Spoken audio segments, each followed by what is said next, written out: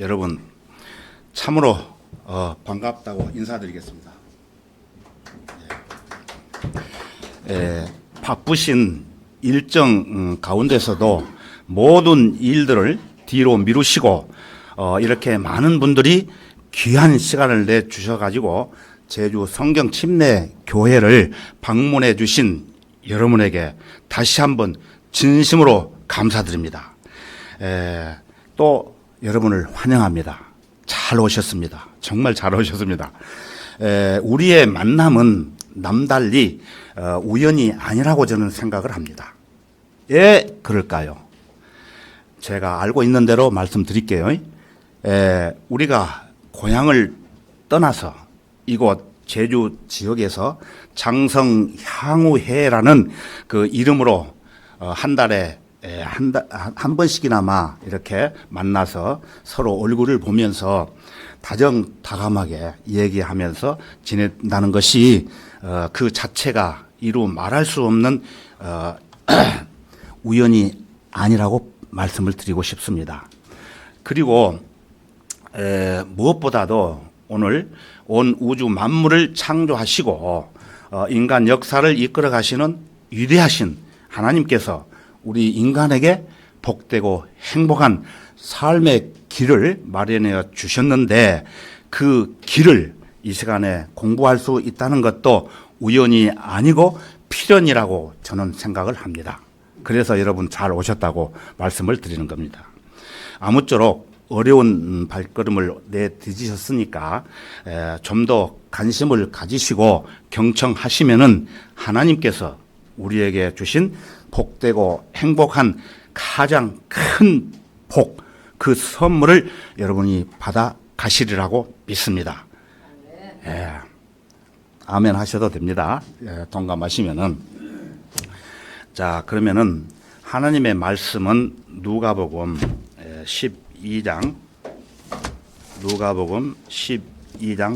16절에서 20절까지 보겠습니다. 오늘 처음 오신 분들은 찾기 힘드시죠? 그래서 여기 앞에 화면에다가 모든 성경 구절을 띄우기 때문에 신경 안 쓰시고 이 앞에만 잘 보시면 됩니다.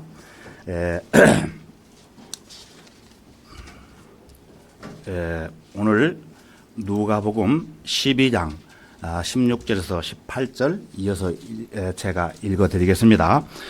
틀리게 읽는가 한번 잘 보십시오.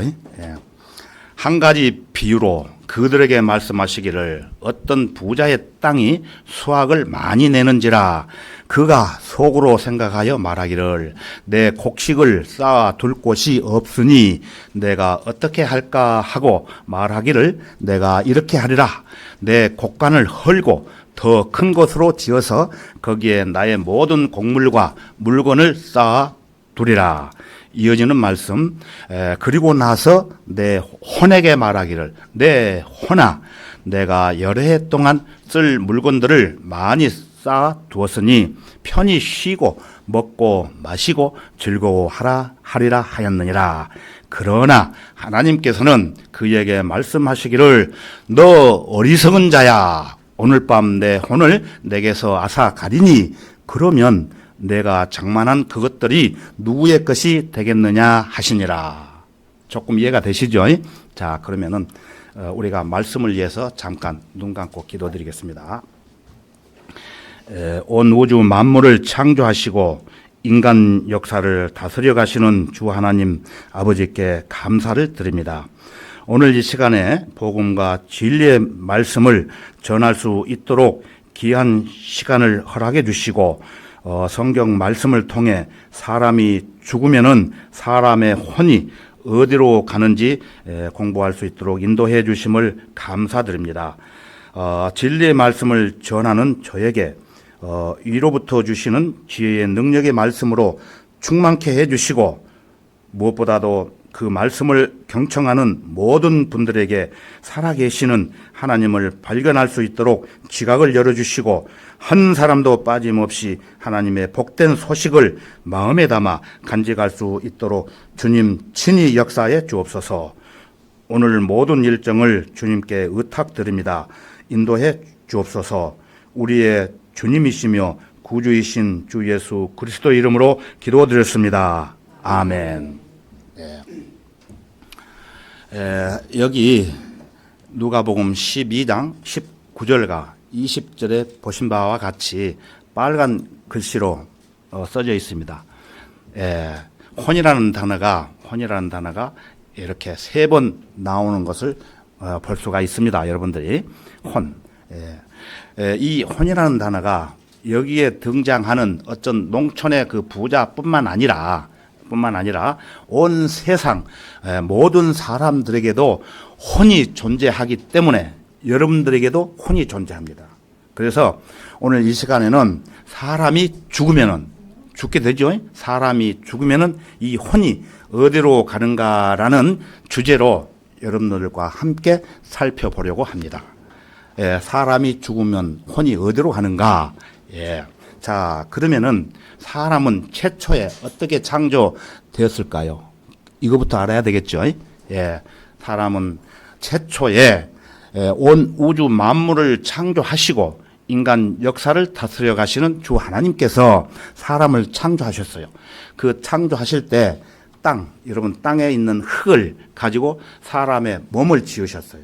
몸을 지으시고 그의 그 콧구멍 있죠? 콧구멍에다가 생명의 호흡을 불어 넣으시니 사람이 살아있는 혼이 되었다고 창세기 2장에 말씀하고 있습니다. 그러므로 모든 사람은 몸, 혼, 영으로 되어 있는데 몸은 흙으로 만들어졌기 때문에 죽으면은 한 줌의 흙으로 다시 돌아가고 영은 하나님의 호흡이기 때문에 하나님께로 돌아가며 중요한 혼은 썩지도 않고 불에 타지도 않는 불멸의 존재이기에 이 세상에서 죄를 용서받지 못한 사람은 어디로 가느냐 하면은 지옥에 가서 영원히 사는 것입니다.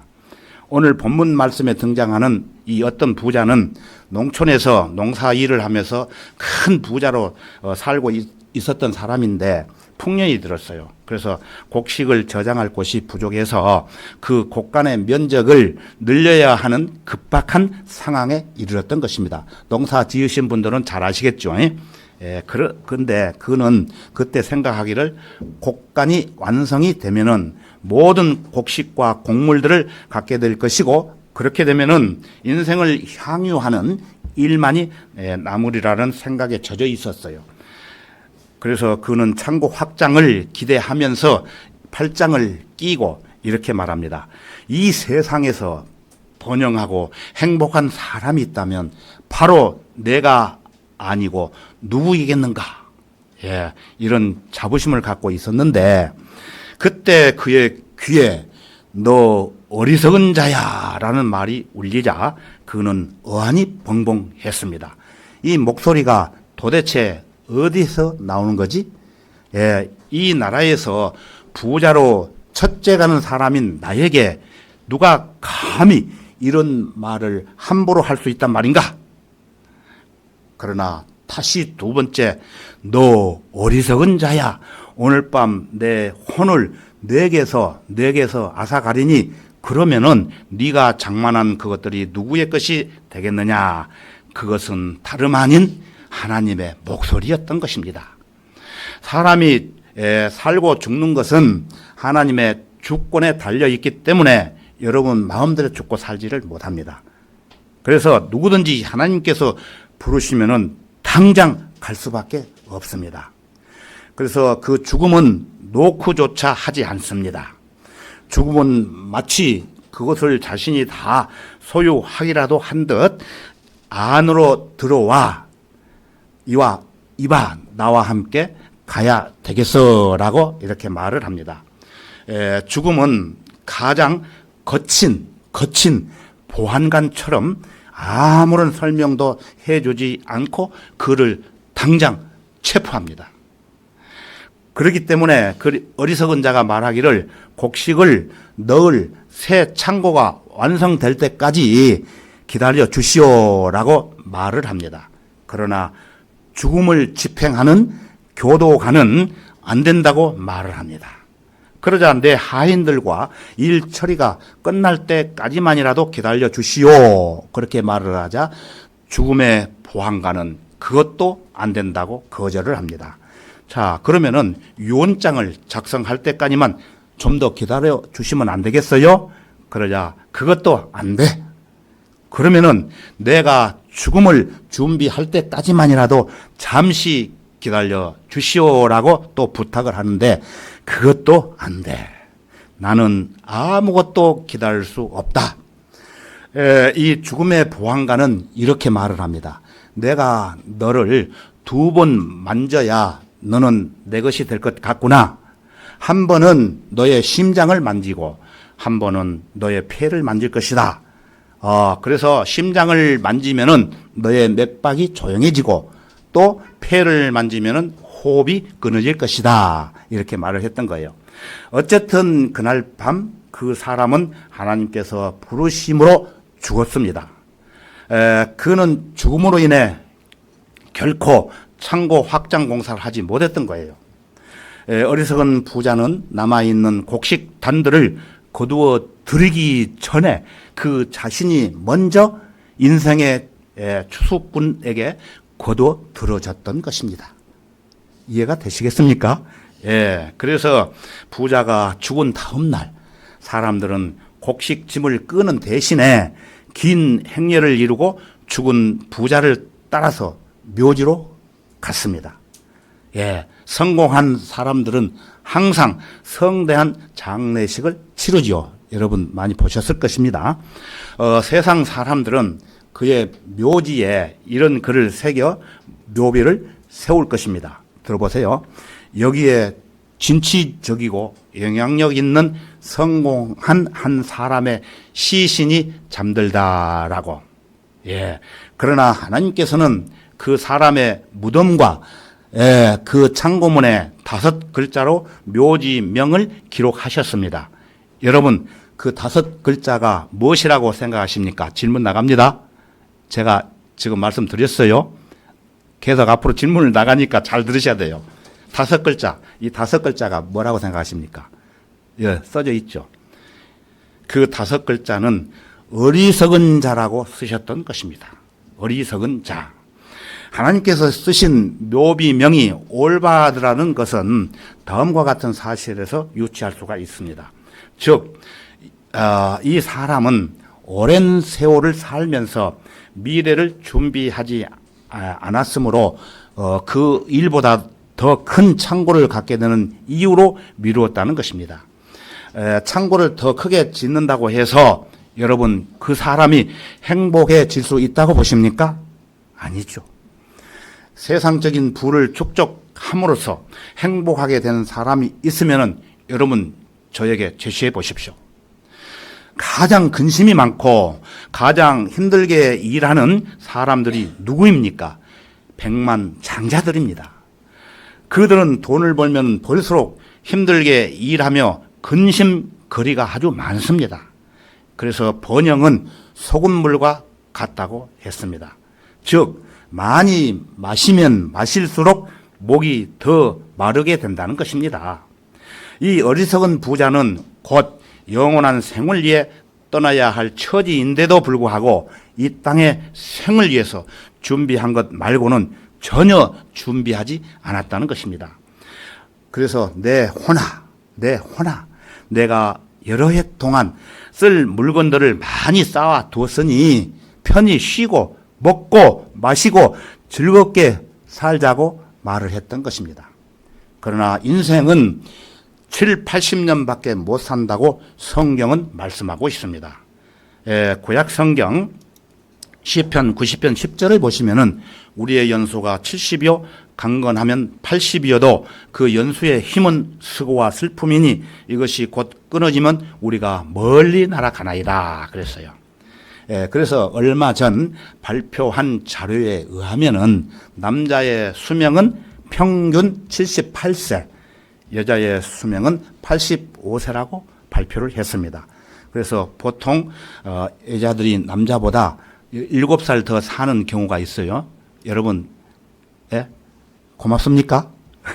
그러나 요즘은 건강 관리를 잘 하시기 때문에 90세에서 100세까지 사시는 분들도 계시죠. 저도 여러 번 봤습니다. 그러나 사람은 누구든지 자기가 살아온 인생길을 뒤돌아보면은 기쁘고 즐거웠던 시간들은 짧고 괴롭고 슬픈 일로 또는 눈물 흘린 시간들이 즐거웠던 시간보다 더 많이 있었다는 것을 느낄 겁니다. 그래서 행복하기보다는 불행하다고 느끼는 경우가 더 많다는 것입니다. 그래서 스위스에 살고 있는 어떤 노인의 삶을 잠깐 보겠습니다.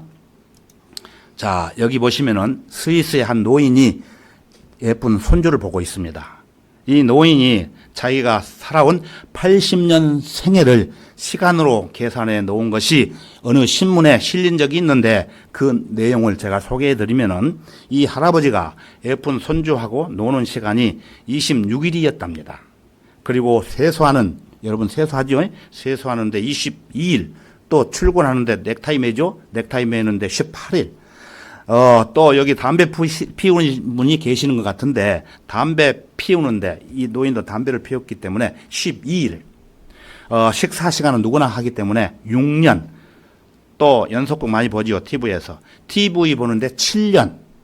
또 먹고 살기에 노동일 하지요. 직장에 다니죠.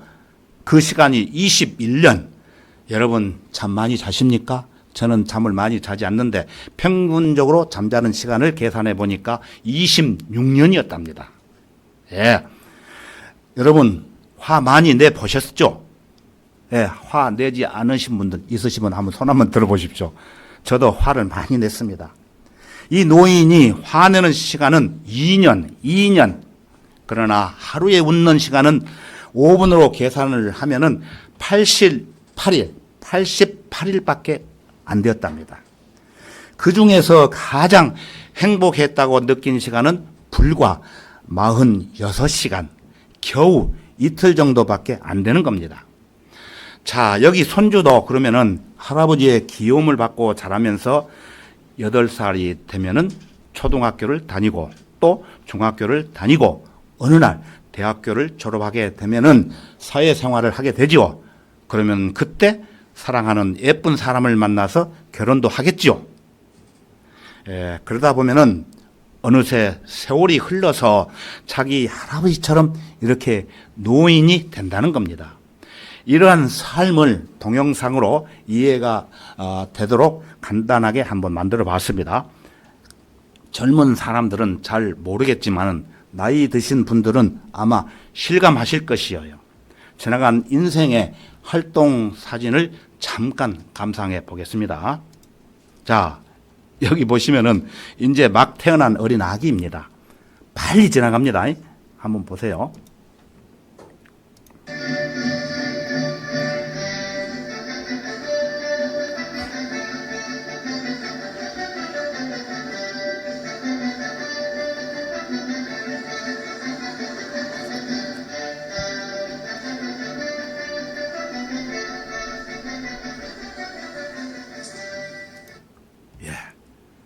여러분도 이제 이 세월이 얼마 남지 않았습니다.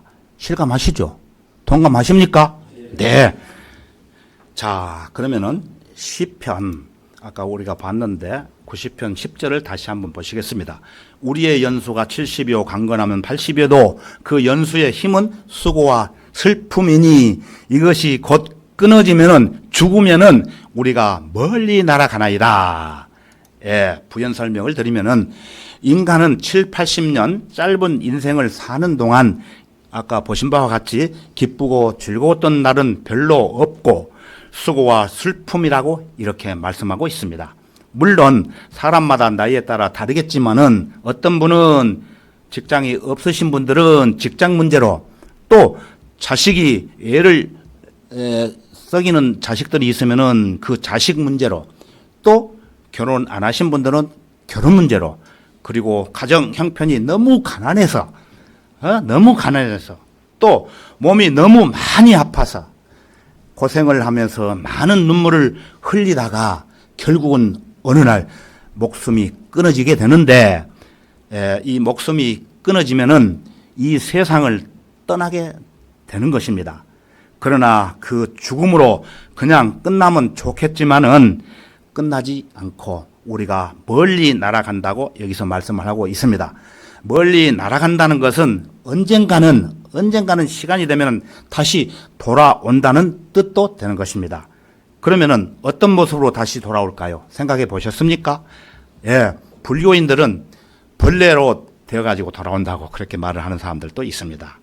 예, 구약 성경 다니엘 12장 2절을 보시면은 땅의 흙 속에서 잠자는 많은 사람들이 깨어날 것이며 얼마는 영원한 생명을 얻겠고 얼마는 수치와 영원한 모욕을 받으리라 그랬어요. 이 말씀의 뜻은 사람이 죽어서 땅에 묻히죠. 그러나 잠을 잔다고 했습니다. 잠자는 사람은 언젠가는 깨어나죠. 잠자기 때문에. 즉 죽었던 사람의 혼이 다시 깨어나서 돌아온다는 것인데 성경에서는 부활을 언급하는 구절로서 부활을 하되 얼마는 행복한 생명을 얻겠고 얼마는 수치와 영원한 모욕을 받으리라. 이것은 두 부류의 사람들이 다시 깨어난다는 것을 설명하는 것입니다.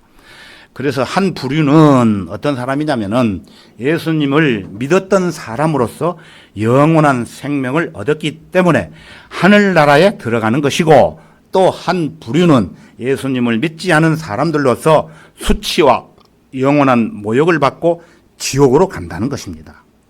예수님이 이 세상에 계실 때 하늘나라로 갔던 사람과 지옥으로 갔던 두 부류의 사람이 실제 있었습니다. 그때 예수님 당시에. 그래서 그 사건에 대해서 예수님께서 직접 우리에게 말씀하고 계십니다. 그 내용이 신약 성경에 보면은 누가복음 16장 19절에서 어떤 부자가 있었는데 그는 자색 옷과 고운 베옷을 입고 매일 호화로운 생활을 하고 있더라. 그래서 여기에 나오는 어떤 부자는 이름이 거명되지 않지만은 돈이 너무 많기 때문에 부자로 살면서 날마다 자색 옷과 고운 베옷을 입고 매일 호화로운 생활을 하고 있었다는 겁니다. 이어지는 말씀을 보시면은 또 나사로라고 하는 어떤 거지가 있었는데 온 몸에 헌대가 난 채 그 부자의 문전에 누워서 방금 보신 그 부자의 문전에 누워서 부자의 식탁에서 떨어진 부스러기로 배를 채우기를 바라니 심지어 개들이 와서 그의 헌대를 핥더라 그랬어요.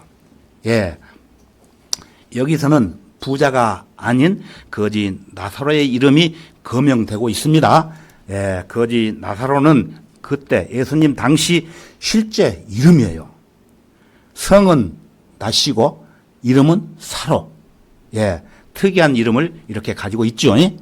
이 나사로는 거지여 가지고 먹을 것이 없기 때문에 부자의 대문 앞에 누워서 부자가 먹고 남은 부스러기를 배로 채웠기 때문에 그 음식이 상했어요.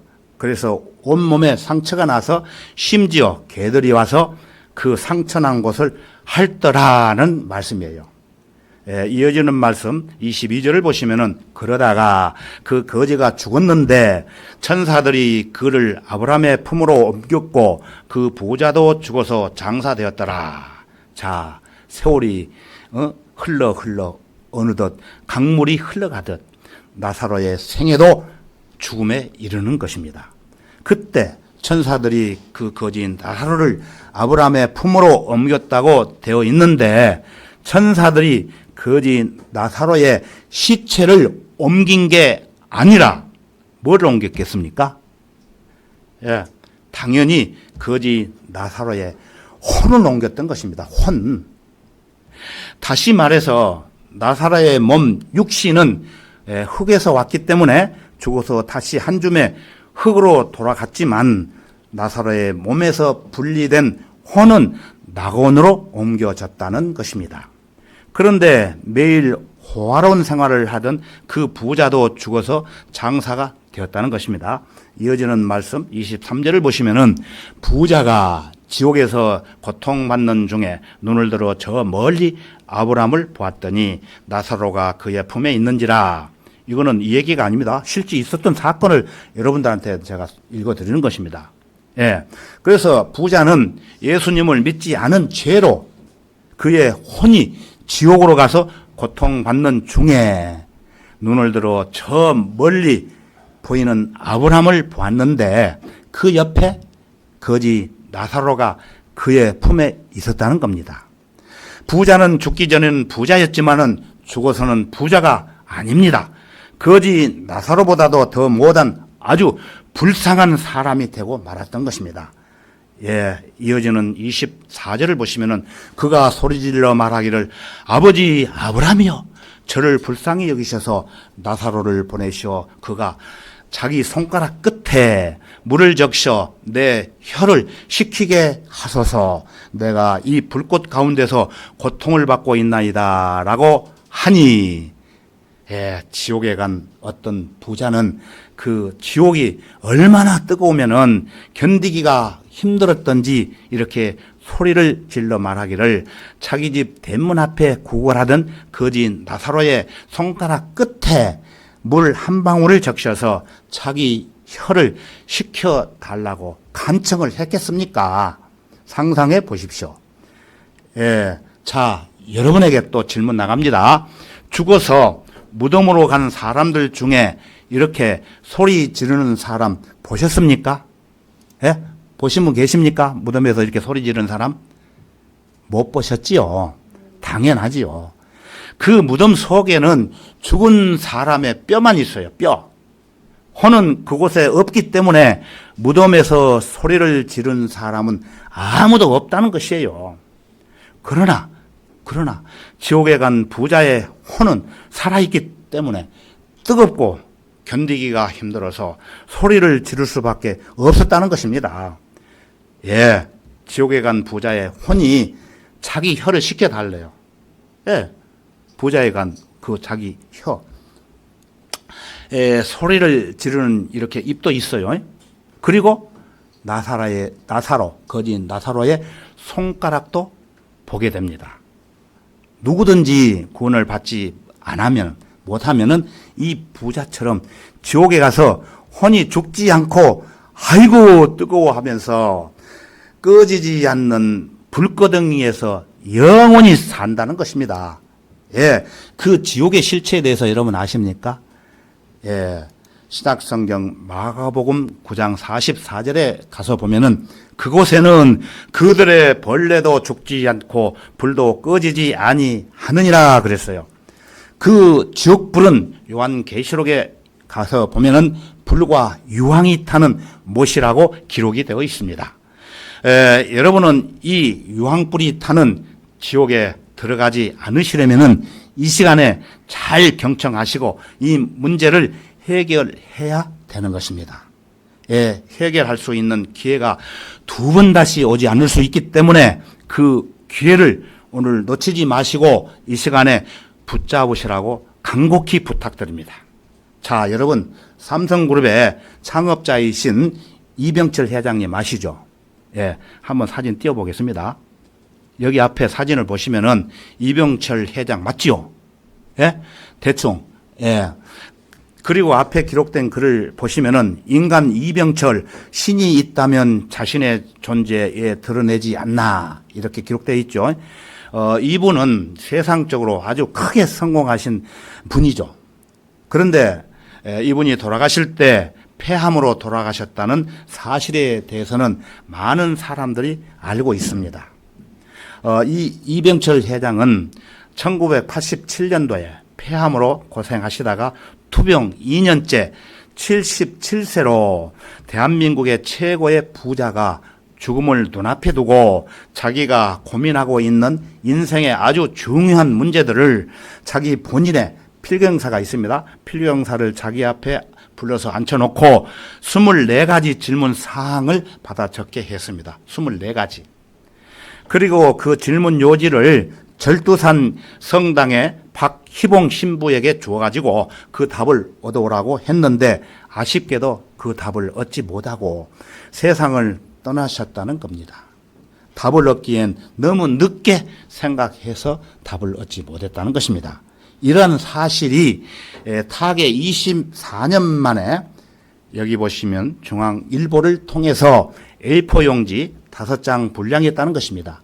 천국 가기 힘든다는 부자, 보이십니까? 글 천국 가기 힘들다는 부자 악인인가라는 글을 서두로 해서 24가지의 질문 요지가 공개되었는데 그분의 질문 내용을 종합해 보면은 돈에 관한 얘기도 아니고 자기 기업에 관한 얘기도 아니고 또 어떤 경영에 관한 얘기도 아니었다는 것입니다. 자, 그러면 무엇이라고 생각하십니까? 그것은 인간과 신 그리고 종교에 대한 물음을 남겼다는 것입니다. 이 회장이 질문한 24가지 중에서 오늘은 시간 관계상 12가지 질문 요지만 우선 여러분들에게 간단하게 소개해 드리겠습니다. 첫 번째, 신, 하나님의 존재를 어떻게 증명할 수 있나? 신은 왜 자신의 존재를 똑똑히 드러내 보이지 않는가? 보여준다면 믿을 건데, 자, 여러분도 이렇게 생각하십니까? 자, 많이 생각해 보십시오. 12가지 말씀을 전해 드릴 테니까. 두 번째, 신은 우주 만물의 창조주라는데 무엇으로 증명할 수 있는가?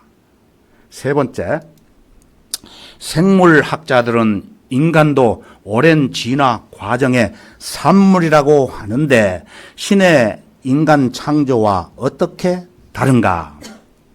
다섯 번째, 신은 인간을 사랑했다면 왜 고통과 불행과 죽음을 주었는가? 안 주면 될 건데 여러분 동감하십니까? 예. 여섯 번째, 신은 내 악인을 만들었는가? 예를 들자면은 유명한 악인 누가 있어요? 여기 나오죠. 히틀러, 또 스탈린, 또는 갖가지 흉악범들. 자, 일곱 번째, 예수는 우리의 죄를 대신 속하기 위해 죽었다는데 우리의 죄란 무엇인가? 우리의 죄란 무엇인가? 왜 우리로 하여금 죄를 짓게 내버려 뒀는가? 이 질문은 아주 중요한 질문이기 때문에 오늘 여러분들에게 즉답을 해드리려고 합니다. 여덟 번째, 성경은 어떻게 만들어졌는가? 이 성경은 어떻게 만들어졌는가? 그것이 하느님의 말씀이라는 것을 어떻게 증명할 수 있나? 아주 굉장히 중요한 질문들을 이렇게 하고 있습니다. 아홉 번째, 종교란 무엇인가? 왜 인간에게 필요한가?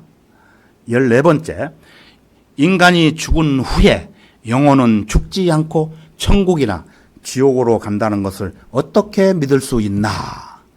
이것도 아주 중요한 질문이에요. 인간이 죽은 후에 일어난 일들을 어떻게 믿을 수 있느냐는 거예요. 그런데 제가 앞에서 말씀드렸지 않습니까? 누가복음에서 다 15번째, 신앙이 없어도 부귀를 누리고 악인 중에도 부귀와 안락을 누리는 사람이 많은데 신의 교훈은 무엇인가? 그 다음 16번째, 성경에 부자가 천국에 가는 것을 약대가 바늘구멍에 들어가는 것에 비유를 했는데 부자는 악인이란 말인가? 예, 이분은 본인이 엄청난 부자였기 때문에 자기 본인의 심경을 이렇게 털어놓은 질문입니다. 자, 마지막 24번째 질문을 말씀드리겠습니다. 뭐라고 생각하십니까? 궁금하시죠? 자, 보시겠습니다. 지구의 종말은 오는가? 지구의 종말은 오는가? 여러분 많이 들어보셨죠? 지금까지 이 회장의 12가지 질문 요지를 봤습니다. 그 질문 요지를 간단하게 다시 정리해 보면 이런 겁니다. 결국은 신이 있느냐? 사람은 뭐냐? 인생은 어디서 왔다가 어디로 가느냐? 노래도 있죠. 인생은 나그네 길. 그런데 인생은 어디서 왔다가 어디로 가는지 모르는 사람이 그 가사를 만들어 가지고 부르기도 합니다만 성경에는 다 나와 있습니다. 그래서 우리의 죄란 무엇이냐? 내가 죽으면은 어디로 가는 것인가? 하늘나라로 가는 것인가? 아니면 지옥으로 가는 것인가? 이 질문의 답을 누가 해줄 수 있다고 여러분 생각하십니까? 예? 온 우주 만물을 창조하시고 인간 역사를 이끌어 가시는 주 하나님께서 그 모든 것을 다 알고 계시기 때문에 그분께서 기록한 성경을 보면은 그 답을 확실히 알 수가 있습니다. 그러나 이병철 회장은 어느 날 자기도 모르는 사이에 폐암이라는 불치병이 찾아와서 기력이 없으므로 답을 얻기엔 너무 힘들어서 기회를 놓치고 세상을 떠나셨던 것입니다.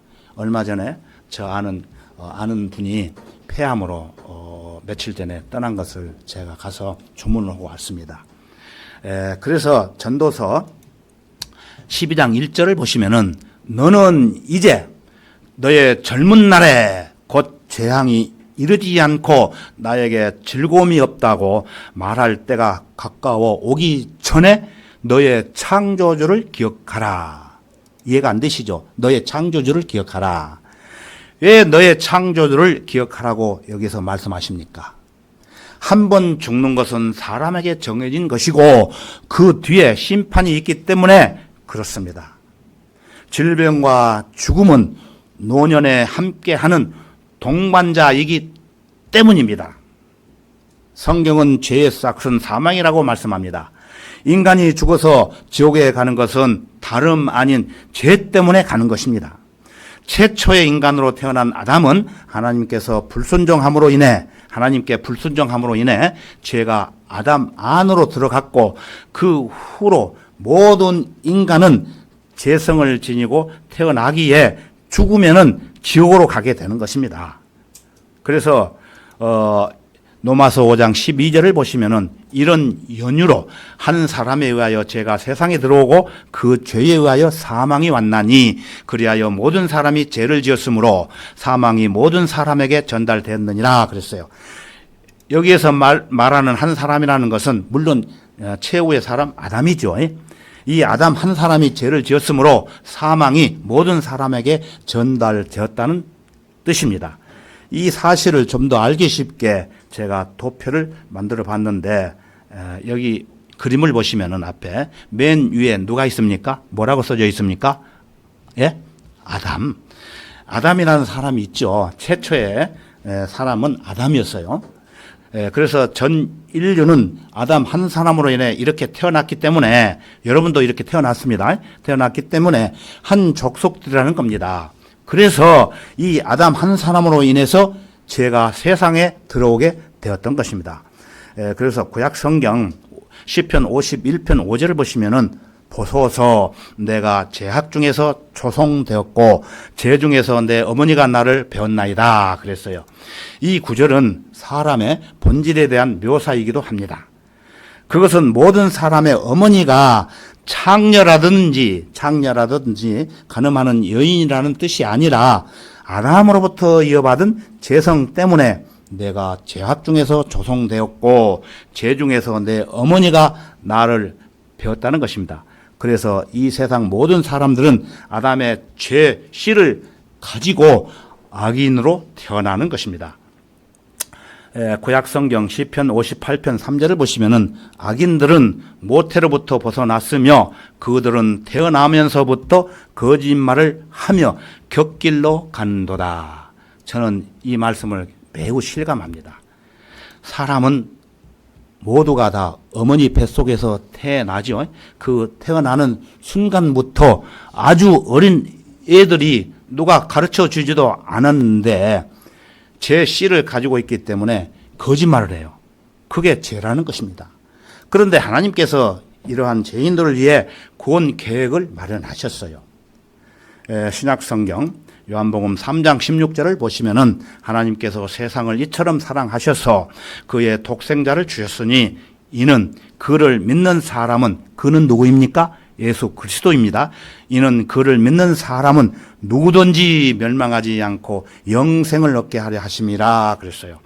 이것은 인류의 죄를 용서하시는 하나님의 방법입니다. 하나님의 아들인 예수께서 2000년 전에 이 세상에 오셨어요. 십자가에서 오셔가지고 한 방울도 남기지 않고 흘리신 피로 말미암아 인간의 죄값을 대신 치러 주셨기 때문에 우리의 모든 죄가 2000년 전에 믿든지 안 믿든지 이미 용서되었던 것입니다. 오늘 이것을 알으시라고 말씀을 드리는 것입니다. 이러한 사실에 대해서 구약성경 시편 22편 16절과 18절을 보시면은 개들이 나를 에워쌌고 악인의 무리들이 나를 둘러쌌으며 그들이 내 손과 내 발을 찔렀나이다. 나중에 영화를 한번 보는데요. 이 내용대로 영화가 제작이 되어 있습니다. 그래서 그들 가운데서 내 겉옷을 나누고 내 속옷을 제비 뽑나이다. 이 내용도 나옵니다. 이 구절의 말씀은 예수님이 이 세상에 오시기 전 수백 년 전에 이렇게 되리라고 시편 기자가 이렇게 예언을 했던 것인데, 이러한 예언 구절들이 성경에 보면은 48가지가 있습니다.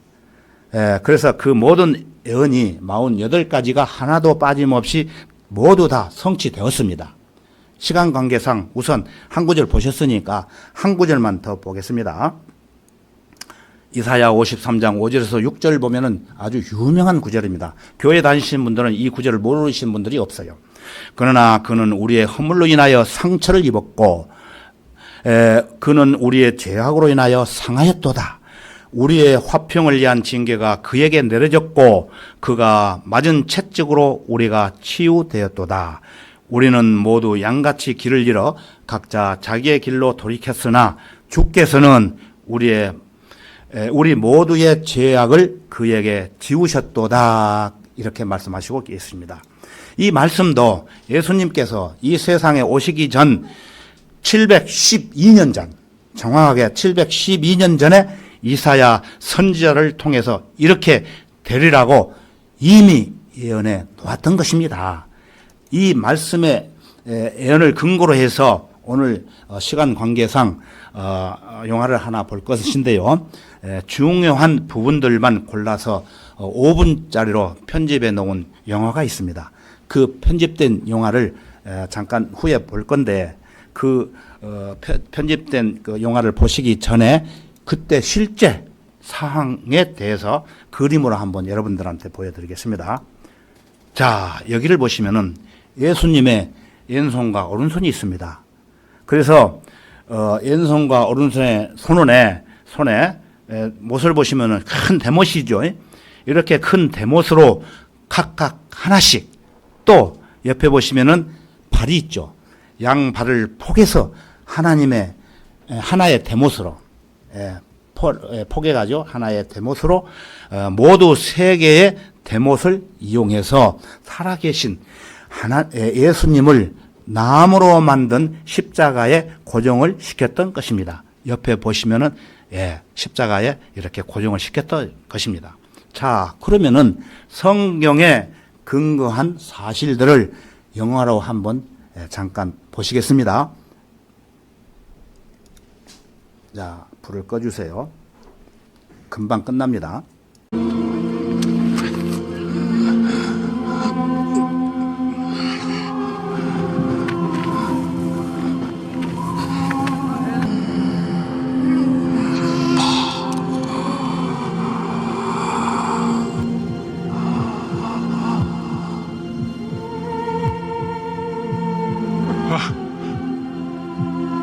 Dad.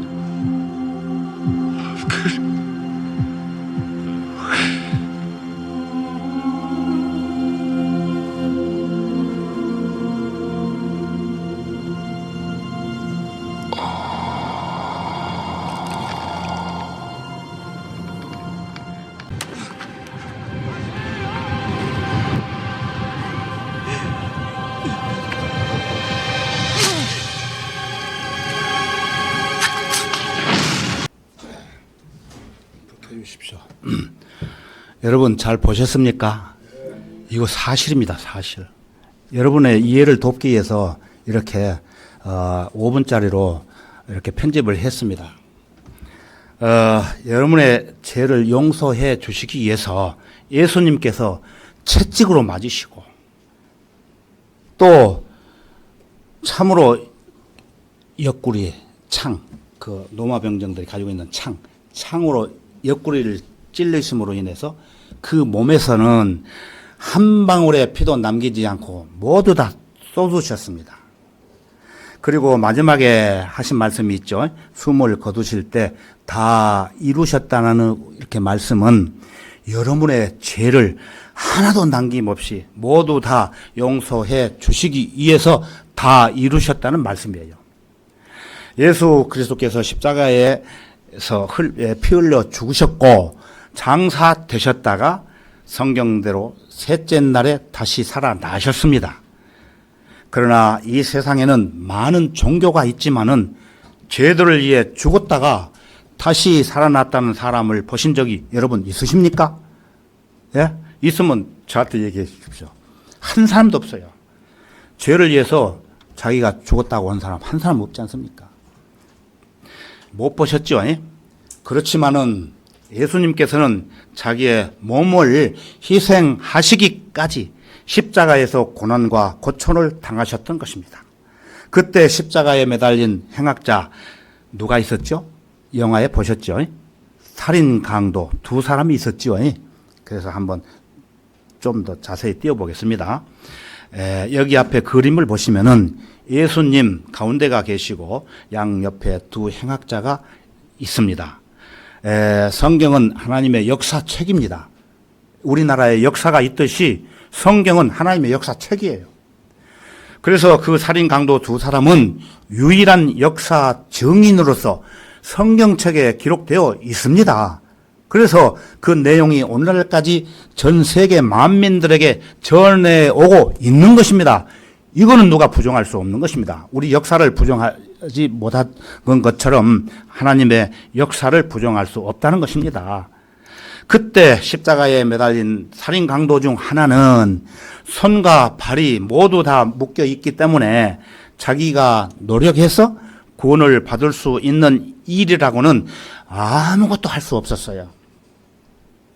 그러나 입은 자유롭게 말할 수 있었기 때문에 그 입으로 죽기 바로 직전에 예수님을 바라보고 어떻게 말을 했냐면은 예수께 말씀드리기를 주여 주께서 주의 왕국에 임하실 때 나를 기억하소서 하니 이 강도는 그때 예수님이 왕으로 오신다는 걸 알고 계셨고 살면서 예수님에 대한 것을 많이 알았기 때문에 그때 죽어가면서 육신의 그 몸으로 죄를 지은 사람은 이 세상에서 대한민국의 헌법에 의해서 죽지만은 이 죄에 대해서는 하나님 앞에 가는 죄에 대해서는 이 죽음과 관계없이 죽기 전에 예수님을 바라보고 주여 내가 믿나이다 그러면서 주께서 주의 왕국에 임하실 때 나를 기억해 주셔서 이렇게 하면은 구원을 받습니다. 이렇게 예수님께 말씀을 이 강도가 드리자 예수님께서 그에게 말씀하시기를 진실로 내가 너에게 말하노니 오늘 네가 나와 함께 낙원에 있으리라고 하시니라. 이 약속의 말씀에 따라서 살인 강도 한 사람은 구원을 받고 그날 즉시 예수님과 함께 그 강도의 몸은 흙으로 갔기 때문에 강도의 혼은 있다고 그랬지 않았습니까? 제가 말씀드렸죠. 그 강도의 혼이 낙원으로 갔던 것입니다. 그 낙원은 현재 셋째 하늘에 있는 하나님 나라에 있습니다. 셋째 하늘에 있는 하나님 나라입니다. 그래서 죽으면은 우리 아버지가 우리 어머니가 내 친구가 하늘나라에 갔다 그렇게 이야기하죠. 여러분도 이 세상에 살면서 구원을 받고 나서 어느 날 죽게 된다면 우리의 몸은 흙으로 만들어졌기 때문에 한 줌의 흙으로 돌아가고 우리의 혼은 셋째 하늘에 있는 하늘나라로 가게 되는 것입니다. 그런데 오늘날 구원도 받지 않은 사람들은 교회를 다니면서 마치 하늘나라로 가는 것처럼 생각을 하고 있어요. 그래서 하늘나라로 가셨다고 말을 하기도 합니다. 구원 받지 않는 사람들한테. 그것은 잘못된 말이에요. 구원 안 받으면 하늘나라로 가는 것이 아니고 지옥으로 가는 거예요. 여러분 잘 생각해 보셔야 돼요. 여러분도 마찬가지예요. 구원을 안 받으면 죽어서 어떤 사람은 좋은 데로 갔다 그러는데 천만의 말씀 지옥으로 가는 거예요. 하늘나라로 가지 못합니다. 분명히 이걸 아시고 넘어가셔야 됩니다. 그래서 만약에 여러분이 현재 구원을 받지 않으셨다면은 이 강도처럼 예수 그리스도를 마음에 믿으시면은 간단합니다. 마음에 믿으시면은 구원을 받을 수가 있습니다. 이 구원은 하나님의 선물이라고 말씀하고 있습니다. 신약성경 에베소서 2장 8절과 9절을 보시면은 너희가 믿음으로 말미암아 은혜로 구원을 받았으니 이것이 너희에게서 난 것이 아니오 하나님의 선물이라. 행위에서 난 것이 아니니 아무도 자랑하지 못하게 하려 하심이라. 구원은 어떤 좋은 선한 일을 많이 해서 교회를 열심히 다녀서 울며 불면서 새벽에 가서 새벽 기도를 한다고 해서 구원을 받는 것이 절대 아닙니다. 확실히 알고 지나가십시오. 그러나 교회를 안 다녀도 절에를 다닌다 할지라도 오늘 보신 내용을 여러분들이 이해를 하시고 예수님이 내 죄 때문에 이렇게 십자가에 돌아가셨구나. 그것만 믿으면은 여러분이 지옥에 가지 않고 하늘나라에 가는 것입니다. 동감하십니까? 맞습니다. 그러므로 구원받은 사람들은 죽은 후에, 죽게 되죠. 죽은 후에 때가 되면은 다시 부활을 해서 다시는 죽음이 없고 슬픔이나 고통이 없는 하늘나라에서 영원히 길이 산다고 요한계시록의 기록에 놓았습니다. 그러나 구원의 선물을 거절하는 죄인들은 어떻게 됩니까? 그들의 벌레도 죽지 않고 불도 꺼지지 않는 유황불이 타는 지옥 불에서 고통받으면서 영원히 사는 것입니다. 구원은 값없이 그냥 받는 선물이라는 것입니다. 선물. 여러분 선물 많이 받아보셨죠? 복되고 행복한 이 큰 선물을 여러분 거절하시겠습니까? 아니지요. 선물 그냥 받으면 되는 거예요. 선물을 받으면 선물 주는 사람에게 감사합니다 라고 인사하면 되는 거예요. 우리가 세상에 살면서. 그렇지 않습니까? 그런데 그 선물을 주는 사람한테 에이 나는 안 받아가고 도망가면 되겠어요? 안 되지 않습니까? 그래서 선물을 받으면은 선물을 주는 사람에게 감사하다는 인사를 하면 되는 건데 그것도 못 하시면은 그거는 사람도 아니에요. 사람이 아니에요, 그거는. 자, 마지막으로 우리 다 같이 로마서 10장 9절에서 10절을 보겠습니다. 마지막입니다. 네가 내 입으로 주 예수를 시인하고 또 하나님께서 그를 죽은 자들로부터 살리신 것을 네 마음에 믿으면 구원을 받으리라. 이는 사람이 마음으로 믿어 의에 이르고 입으로 고백하여 구원에 이르기 때문이라. 이때 여러분이 단순히 믿는 척하고 머리로만 알고 주님을 영접하면은 절대로 구원이 이루어질 수 없습니다. 그러나 하나님께서 여러분 각자에게 선물로 주신 이 은혜의 복음을 각자 마음속으로 믿고 입으로 감사합니다라고 고백하면은 여러분이 이 시간에 구원을 받을 수가 있습니다. 이 시간에 이 설교를 경청하시는 모든 분들에게 다시 한번 간곡히 부탁드립니다. 굉장히 중요하기 때문에. 예. 이제 지옥으로 갈 것인가 아니면은 하늘나라로 갈 것인가 여러분은 양자 택일을 하셔야 됩니다. 그러나 중간지대는 없습니다. 오른쪽이나 왼쪽이나 지옥이냐 하늘나라라 선택을 하시라는 겁니다. 이 세상에 살고 죽는 것은 하나님의 주권에 달려있다고 제가 여러분들한테 서두에 말씀을 드렸습니다. 그러나 여러분이 하늘나라로 가기를 결정하신다면은 하늘나라로 가게 되는 것입니다. 그것은 여러분 자신이 당사자가 지금 결정하시면 되는 거예요. 하늘나라 갑니다. 방법이 있어요. 그런데 여러분 다른 사람 눈치 보지 마세요.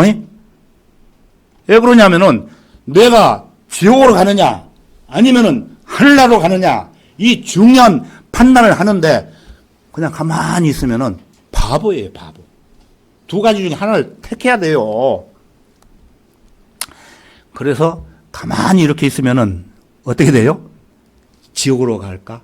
아니면 하늘나라로 갈까? 이렇게 하시는 분이 계시는데 천만의 말씀 그 사람도 지옥으로 가는 거예요.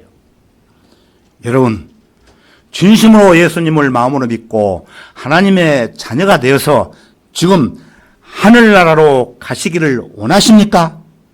예. 그러신 분들은 지금 고개를 숙이고 눈을 감고 저를 따라 큰 목소리로 살아계신 하나님께 기도하시면은 구원을 받습니다. 하늘나라로 가게 되는 것입니다. 지금까지는 여러분들이 지옥에 가지만은 지금 저를 따라 기도를 하시면은 지금까지 제가 설명해 드린 그 내용들을 마음에 새기고 기도를 하시면은 하늘나라 가는 것입니다. 굉장히 쉽지 않습니까? 하늘나라 가는 거. 여러분들이 교회 안 다녀도 하늘나라 가는 길이 있어요. 제가 그 길을 얘기해 드리는 거예요, 지금. 예, 여러분, 이러한 간절한 소망을 가지고 계신 분들은 하나님께서 듣고 계시기 때문에 바로 응답해 주십니다. 내일 응답해 주는 게 아니고 이런 기도를 하면은 바로 응답해 주셔요. 그래서 성경에는 말씀하시기를 누구든지 주의 이름을 부르는 자는 구원을 받으리라고 하나님께서 우리에게 이렇게 약속하셨어요. 하나님은 거짓말 하시는 분이 아니십니다. 거짓말 하시는 하나님이면 우리가 믿습니까? 안 믿어야 되죠. 그러나 거짓말을 할 수 없는 분은 단 한 분 하나님이십니다. 그래서 누구든지 주의 이름을 부르는 자는 구원을 받으리라고 이렇게 분명하게 우리에게 말씀하고 계십니다. 자, 그러면 다 같이 머리 숙이십시오. 예, 다 같이 한 사람도 없이 머리 숙이고 큰 소리로 저를 따라 기도하십시오. 그러면 구원받을 수 있습니다. 예, 하나님, 저는 죄인입니다. 지금 죽으면 지옥에 갈 수밖에 없는 더러운 죄인입니다. 하지만 예수 그리스도께서 저의 죄 때문에 십자가에 피 흘려 죽으시고 장사되셨다가 사흘 만에 부활하신 그 사실을 오늘 알았습니다. 이제 제가 예수님을 저의 구주로 믿고 영접하오니 제 안에 들어오셔서 저를 구원해 주십시오. 저를 구원해 주셔서 감사합니다. 예수 그리스도의 이름으로 기도합니다. 아멘. 자, 여러분이 성경대로 이렇게 믿고 정직하게 기도했으면은 지금 구원을 받았습니다. 구원 받았어요. 그래서 구원을 받으면은 하나님의 자녀이기 때문에 구원 받은 사람들한테 호칭이 지어지는데 형제 자매라고 합니다. 형제 자매. 그래서 구원을 안 받으신 분들은 형제 자매가 아닌데 오늘 이 시간에 구원을 받았기 때문에 형제 자매라고 부를 수 있다는 것입니다. 예. 우리 모두가 이 큰 복을 받으신 분들에게 축하해야 되지 않겠습니까? 만약에 여러분 중에 대통령이 불러가지고 표창장을 준다고 해서 받아왔어요. 그래서 이 자리에 참석했어요. 그래서 나는 대통령한테 표창장을 받았습니다. 이렇게 말을 하면은 가만히 있어야 되겠어요? 어떻게 해야 됩니까? 축하의 박수를 보내야 되겠죠. 하물며 천지 만물을 창조하신 하나님께서 우리에게 그 복된 선물을 주셨는데도 불구하고 축하의 박수를 안 보낸다면은 이거는 말이 안 되는 것입니다.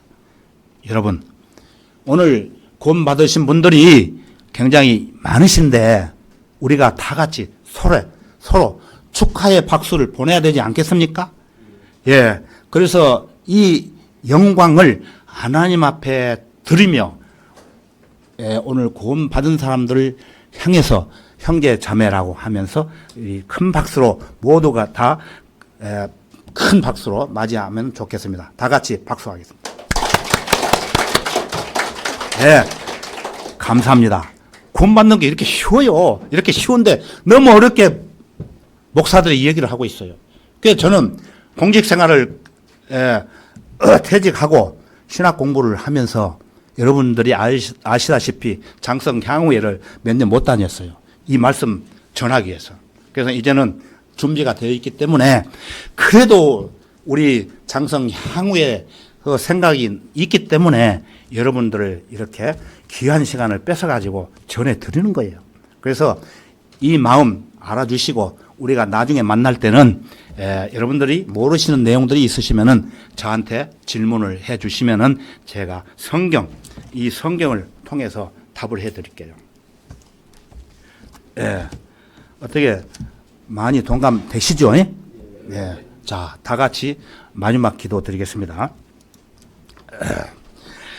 참으로 감사하신 주님, 오늘 우리에게 귀한 시간을 허락해 주시고 허물과 죄들로 인해 지옥으로 갈 수밖에 없었던 저희들을 예수 그리스도의 피를 통해 구원받을 수 있도록 인도해 주심을 참으로 감사합니다. 오늘 많은 사람들이 구원을 받았습니다. 이제 구원받은 형제 자매들을 주님께서 기억해 주시고 참된 교회를 통해 영적인 양식을 추구하는 가운데 하나님의 귀한 자녀답게 부족함이 없도록 성장시켜 주시고 또한 구원받지 못한 가족이나 친인척, 친구들에게 이 복된 하나님의 소식을 전할 수 있도록 인도해 주시옵소서. 모든 것을 감사드리며 우리의 주님이시며 구주이신 주 예수 그리스도의 이름으로 기도드렸습니다. 아멘.